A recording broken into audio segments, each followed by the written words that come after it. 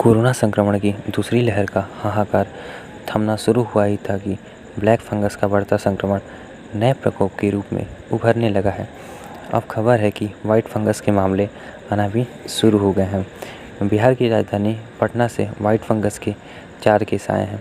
राहत की बात यह है कि डॉक्टर्स ने इन्हें एंटी फंगल दवाएं देकर रिकवर कर दिया है, लेकिन एक्सपर्ट्स बताते हैं कि वाइट फंगस ब्लैक फंगस से भी ज़्यादा खतरनाक है, क्योंकि इस रोग के लक्षण हमें अच्छे तरीके से दिखाई नहीं देते हैं और इसका इलाज करना शुरुआती स्टेज में बहुत ही ज़्यादा ज़रूरी है। क्योंकि अगर शुरुआती स्टेज में इसका इलाज नहीं किया गया तो ये जो है लंग्स को बहुत ही ज़्यादा डैमेज कर देता है, जिससे कि एक इरिवर्सिबल डैमेज हो जाता है जो कि सही नहीं हो पाता है। तो हमने इसके लिए एक माइक्रोबायोलॉजिस्ट और एक विश्व प्रसिद्ध डॉक्टर से हमने बात की है, तो उनसे हमने कुछ प्रश्न किए। तो वाइट फंगस क्या है? तो वाइट फंगस एक ब्लैक फंगस और वाइट फंगस जो भी हैं वो हमारी ज़िंदगी का एक अहम हिस्सा है। आपने देखा होगा कि बासी ब्रेड पर ऊपर फफूंद की तरह काली या सफ़ेद परत जम जाती है, यही फंगस है। ये बहुत ज़्यादा कॉमन है। इसी का संक्रमण शरीर के कुछ अंगों में होने लगता है, जिन्हें शरीर की प्रतिरोधक क्षमता ठीक नहीं कर पाती। जितनी भी फंगल बीमारियां को हम डायग्नोज करते हैं उसमें ज़्यादा केसेस वाइट फंगस के ही आते हैं। तो क्या है वाइट फंगस रोग को पहचानने के लक्षण? एक्सपर्ट्स बताते हैं कि वाइट फंगस रोग ब्लैक फंगस से ज़्यादा खतरनाक है। ये सीधे फेफड़ों पर हमला करता है। संक्रमण बढ़ने पर इसकी मौजूदगी नाखूनों, त्वचा, पेट, मस्तिष्क और प्राइवेट पार्ट में भी देखी जा सकती है। डॉक्टर्स बताते हैं कि वाइट फंगस भी फेफड़ों में कोरोना की तरह ही फैलता है और पैच बनाता है, जो कि बहुत ही ज़्यादा खतरनाक होता है। अगर इसे शुरुआती जांच में पता नहीं किया गया तो आखिरी के समय में वो बहुत ही ज़्यादा खतरनाक हो जाता है, जिससे कि उस पेशेंट को बचाना बहुत ही ज़्यादा मुश्किल हो जाता है। और जो भी चीज़ें हैं, ये जो पैचेस हैं लंग्स में, फेफड़ों में, उन्हें हम शुरुआती टेस्ट के ज़रिए पहचान सकते हैं। ब्लैक फंगस इसलिए जल्दी चर्चा में आया है क्योंकि ये आँख, मुंह, नाक, मस्तिष्क पर तेज़ी से फैलता है और दिखने में बहुत ही ज़्यादा भयावह है। लेकिन वाइट फंगस जल्दी दिखता नहीं है और चेस्ट को ज़्यादा नुकसान पहुंचाता है। ब्लैक फंगस आँख में संक्रमण बनाकर आपकी जान लेगा, लेकिन वाइट फंगस क्या है, इसके बिना भी आपकी जान बहुत ही तेज़ी से ले सकता है।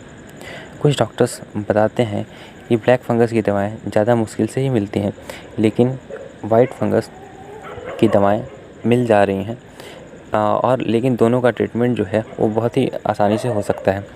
वाइट फंगस जो है बहुत तेज़ी से रिस्पॉन्ड करता है, दोनों जानलेवा हो सकते हैं। वाइट फंगस के केस लाखों की संख्या में हो सकते हैं। हमारे कुछ ऐसे पेशेंट थे जो रिकवर कर गए हैं।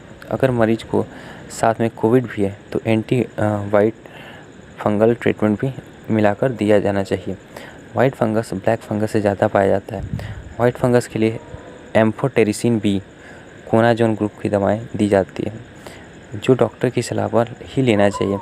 हमारे पास वाइट फंगस पैच वाले कुछ मरीज आए थे जो पूरी तरह से रिकवर कर गए और डॉक्टर आगे भी ये बात बताते हैं कि जिनका ऑक्सीजन लेवल ठीक था, जो पेशेंट्स थे, उनको भी अगर ये दवाई दी जाए, जो एंटी फंगल ड्रग्स हैं वो दिया जाए, तो इससे क्या होगा कि उनके अंदर जो ये फंगस होने के जो चांसेस हैं वो कम हो जाएंगे।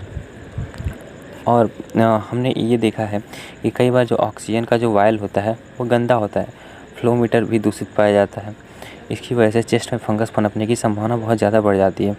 कोरोना के मरीज को एंटीबायोटिक स्टेरॉइड दी जाती है, तो ये उनको ये फंगस बीमारी होने की संभावना ज़्यादा रहती है, क्योंकि जो स्टेरॉइड जो है वो हमारे जो इम्यून सिस्टम है उसको घटा देता है। इस टाइम पे क्या है, कोरोना को सही करने के लिए, क्योंकि जो साइटोकाइन स्टॉर्म आता है कोरोना के समय पे, मुश्किल से 6वें दिन पे आता है, तो उससे बचने के लिए लोग डेक्सामेथासोन दे रहे हैं, जो कि उसका हाई डोज हो जा रहा है। जब उसका हाई डोज हो जा रहा है तो उसकी वजह से क्या होगी कि हमारी इम्यूनिटी कमज़ोर हो जा रही है।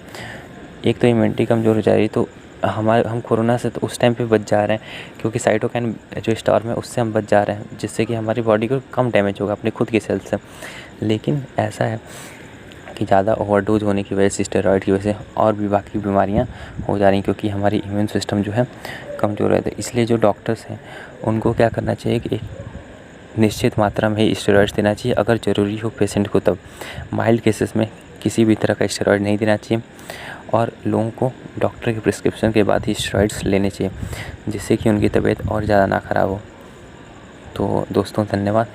और भी जानकारी के लिए आप हमारे चैनल को सब्सक्राइब कर सकते हैं, और वीडियो अच्छी लगी तो वीडियो को लाइक ज़रूर करिएगा। धन्यवाद।